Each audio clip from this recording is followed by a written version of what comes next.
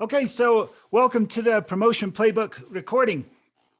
Today we're covering the Game Day Toolbox. So this is the third part of the Promotion Playbook, or the third section. There's three sections. The first part is the story. The second takes you through the 7 strategies in story format. And then down here is section 3, and this is the tactical skills that you must develop going into your next promotion. So this is all about the tactics. It's not as much of the story and strategies. We just get into the tools that can help develop you to get best prepared for your next promotion. If you haven't bought a copy, you can go to Amazon and buy the Promotion Playbook. You can also check out promotionplaybook.com, and I'm going to continue to add resources to help develop you for your next promotion. I'd also appreciate any feedback on this recording. Either like or subscribe to the channel, and it's a work in progress. So I'm hopeful that this is going to help you. I know it's helped a lot of people so far, and I'm excited to help even more people develop into the best version of themselves that can then be successful at their promotion. So the Game Day Toolbox, it's centered around 4 different skills to develop for your promotional test. So if you kind of think of all the things that you have to develop for a promotional test, I want to make sure that you get the most well-rounded approach. You don't want to be the guy that's excellent at size ups, but can't oral board at all. Or the person that is great at oral boards, but sucks at writing. Or the person that fails the written test because they didn't read the books at all. So my goal here is to give you a comprehensive approach so that you can develop the 4 main skills that will help you give you the best chance of success for your promotion, regardless of if you're whatever you're testing for. There's an element of these 4 skills that can apply. So the 4 skills that you must develop: study, speak, write, apply. Study skills, speaking skills, writing skills, and application skills. So you have to develop those 4 areas: study, speak, write. Application is everything else, and it's going to be specific towards your test. We're going through the Game Day Toolbox, which has a whole set of guidelines and templates so that you can develop these skills. And you can also add whatever else you need to that's going to be specific towards your test. So we've covered study skills, we've covered speaking skills, and now we're going to cover writing skills. So if you're listening to the audio, only the audio recording of this, you might want to check out the Promotion Playbook YouTube channel, where I cover a few of these of the speaking skills that we have yet to cover on the audio, but that will soon be covered. So we're moving on, and today we're starting the writing skills. Under writing skills, there is 3 different tools that are part of the toolbox here.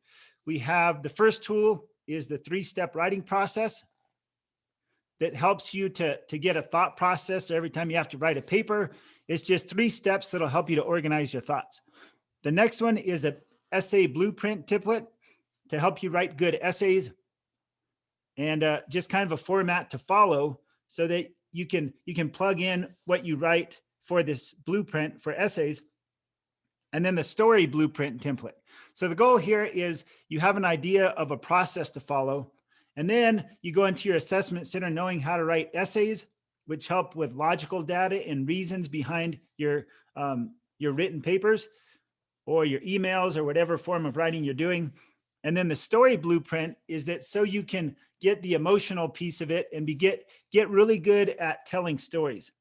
To get good at telling stories for speaking, it's helpful to first write them out and understand the story format that then you can go on and use for your oral board, you can use for presentations, and all throughout the process. If you can tell good stories as to why you're the best person for that promotion, it's going to help you at several different levels. So today we're starting, I'm going to briefly talk you through this 3-step writing process. And if you don't have a copy of the Promotion Playbook, it'll be helpful to have it and to follow that, because the templates that go along with the writing skills are actually in the book. And so the first one, we go through writing skills, and the first is this 3-step writing guideline. And basically the 3 steps are, going through this guideline, it talks about this metaphor is that writing a paper is similar to that of building a house. You start with the setup, which is getting the blueprint and then laying the foundation. Next, you end up building the house. That's where you frame it up and then add the drywall, the electrical, the plumbing, all the other stuff that you need with it. And then review as you pass inspection. So I threw that metaphor in there. I thought it might be helpful to compare. So for the setup, some points to help with the setup is you want to know your audience. You want to write a paper that's going to reflect your audience. If you're going to present a paper to a group of doctors, it's going to be a lot different than if you're presenting to a group of kindergarteners or firefighters. Or firefighters and kindergarteners probably have the same level of attention span. So maybe if you're going to present to a group of firefighters, you should prepare it for kindergartners. Just kidding. But know your audience. Make sure that you're aware of who your audience is. Know your intent. So what's the purpose behind your paper and what it is that you're writing. And when I say writing skills, this can apply to email. It can apply to text messages. It can be for writing a report, the narrative on a report, or it can be for a formal paper. So it's not just for writing a paper, it's any form of written communication that you can use this for. Research your topic, so make sure you do your research and then choose the right medium. So it's important to know when it's best to send an email as opposed to a text message, as opposed to a formal letter, as opposed to maybe it's best to actually have a phone call or something else, but making sure that you have the best medium to communicate. A lot of times, or maybe you have to give a speaking presentation and you want to use this to come up with an outline for what you're going to say. This flow path can be used for preparing for a speech that you're going to give also. So the first part is set it up and make sure that you set the foundation with these steps. Next is when you write, here's some guidelines for as you're going through it and writing.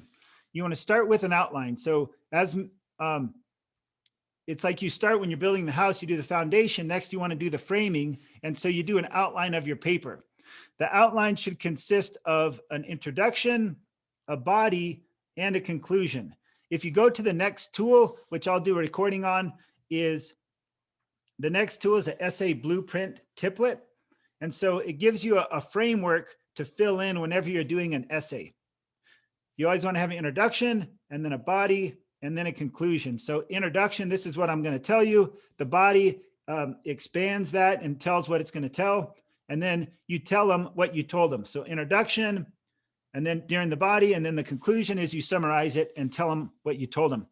In public speaking, there's a saying, tell them what you're going to tell them, and then tell them what you told them. So a lot of times it's introduction, body, conclusion is helpful. Next is don't go for perfect, just go. So whenever you have to write, think about the example. There was the painter back in, I think it was the 70s or 80s. His name was Bob Ross.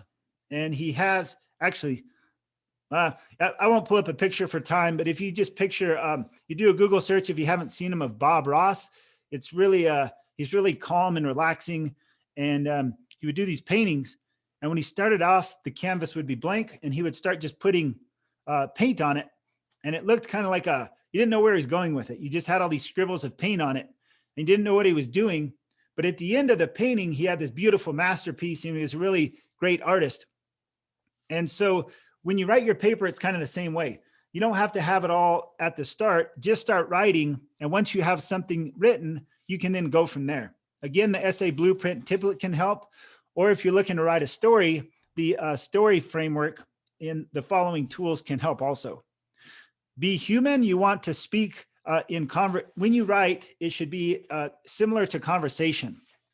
You also want to match the language of the audience that you're speaking to. If you're talking to a group of doctors or maybe a more formal group such as fire chiefs, it might be different than if you're talking to the group of firefighters or if you're talking to a group of teenagers or down to that kindergarten group that you're doing a class presentation for. Is you want to be human and you want to relate to your audience at their level. Be specific whenever possible. Be specific on what you're talking about.